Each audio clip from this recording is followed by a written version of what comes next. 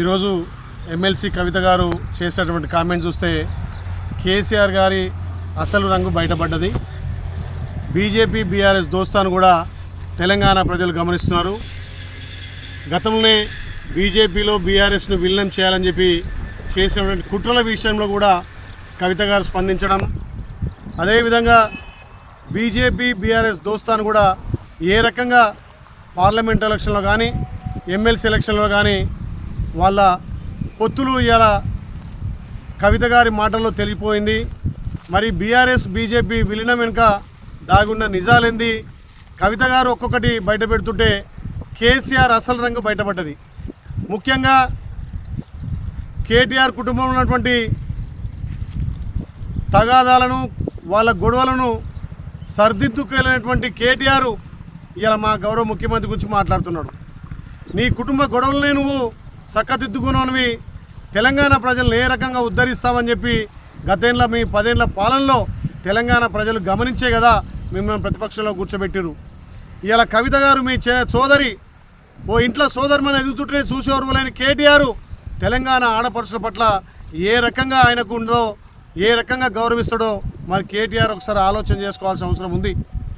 ఇలా కవిత గారు నిజంగా కూడా కేటీఆర్ అని అసలు రంగు అసలు కుట్రలను కూడా బయట పెట్టింది. ఆమె మాట్లాడిన మాటలు చూస్తుంటే నిజంగా కూడా బీఆర్ఎస్ను బీజేపీలో విలీనం చేసే దశగా ముందుకు పోతుందని చెప్పి ఇలా తెలంగాణ ప్రజలు గమనిస్తున్నారు. మొన్న జరిగినటువంటి పార్లమెంట్ ఎలక్షన్లు కానీ ఎమ్మెల్సీ ఎలక్షన్లు కానీ మీరు లోపాయకార ఒప్పందం చేసుకొని చీకటి ఒప్పందాలతోటి ఇవాళ తెలంగాణలో 8 పార్లమెంట్ సీట్లు బీజేపీ గెలవడానికి బీఆర్ఎస్ పరోక్షంగా సహాయం చేసిందని కవిత బయట పెట్టినందుకు సంతోషిస్తున్నాం. కానీ కేటీఆర్ నీకు నోటీసులు ఇస్తేనేమో గగ్గోలు పెడుతున్నావు, మరి ఆ రోజు కేసీఆర్కి ఇస్తే ఓన్లీ ట్విట్టర్లోనే సమాధానం చెప్పినామని చెప్పి మీ చెల్లెని మాట్లాడుతుంటే మరి నీ ముఖం తలకాయ ఎడబెట్టుకుంటున్నామని చెప్పి తెలంగాణ ప్రజలు ఇలా గమనిస్తున్నారు. ముఖ్యంగా కేటీఆర్ అహంకార ధోరణితోటి ఏదైతే నీ పార్టీని నువ్వు చక్కబెట్టుకోనోనివి, ఆడపడుచును గౌరవించనోనివి, రేపు తెలంగాణలో ఏ ముఖం పెట్టుకొని మహిళల ఓట్లు అడుగుతామని చెప్పి మేము ప్రశ్నిస్తూ ఉన్నాం.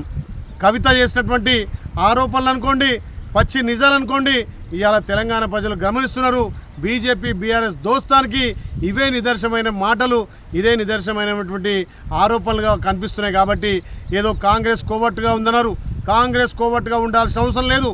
కాంగ్రెస్ పార్టీ ప్రజల పక్షాన ప్రజల గొంతుకగా ప్రజాపాలన చేస్తుంటే మా గౌరవ ముఖ్యమంత్రి చేస్తున్నటువంటి అభివృద్ధి కార్యక్రమాలు చూసి ఓర్వలేక రోజో రకంగా ట్విట్టర్లో పెట్టడం, ఇవాళ నీ పార్టీలో ఉన్నటువంటి అనైక్యతను నువ్వు గుర్తెరగక పార్టీ నుంచి మీ చెల్లెను సాగనంపడానికి నువ్వు చేస్తున్న కుట్రను మీ చెల్లె పసిగట్టింది. కాబట్టి ఇవాళ మీ పార్టీలో జరుగుతున్నటువంటి అంతర్గత కలహాలు కానీ మోసాలు కానీ బీజేపీ బీఆర్ఎస్ దోస్తాను కూడా కవిత బయట పెట్టినందుకు ఇవాళ తెలంగాణ ప్రజలకు అన్నీ గమనిస్తున్నారు.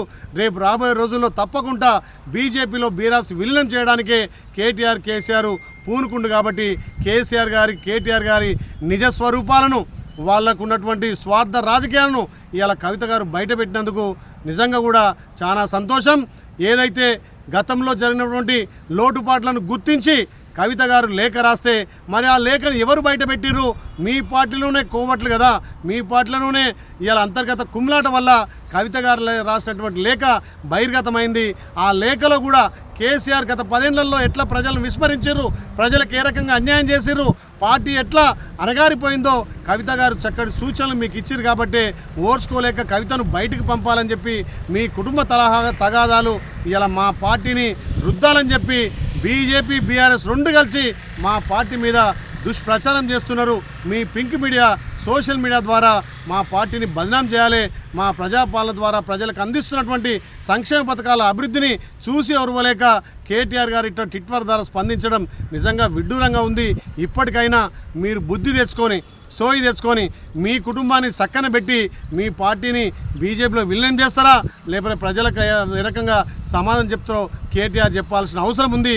ఇవాళ ఒక ఆడబిడ్డనే ఓర్వలేని మీరు తెలంగాణ ఆడపడుచులను ఏ రకంగా గౌరవిస్తారో కేటీఆర్ సమాధానం చెప్పాల్సిన అవసరం ఉందని చెప్పి కేటీఆర్ గారిని హెచ్చరిస్తున్నాం. Please subscribe to